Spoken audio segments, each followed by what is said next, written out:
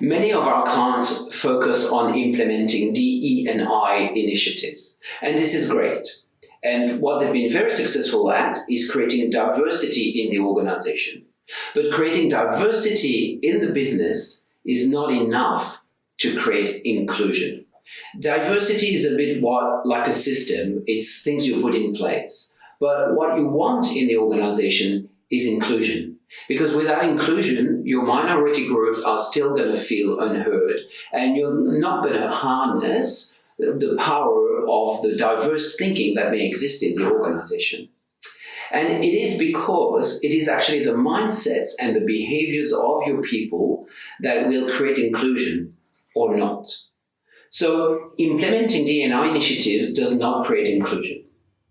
To work on building an inclusive culture, you need to do a lot more than that. You need to work on those behaviors and those mindsets.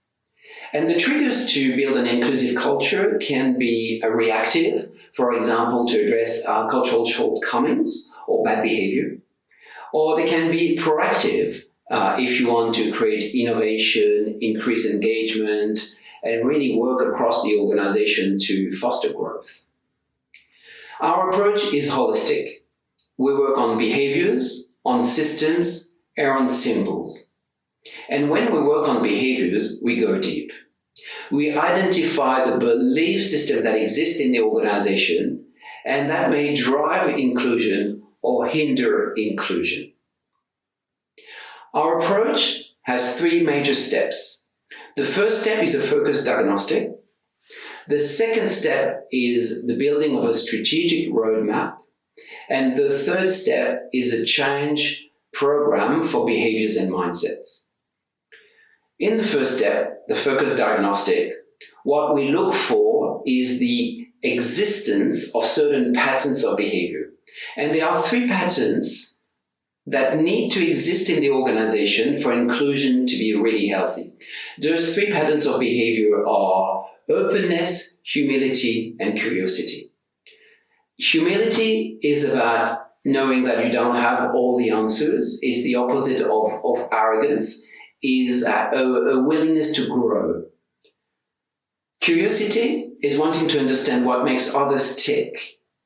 Whereas the last one, openness, is about a willingness to learn and to grow.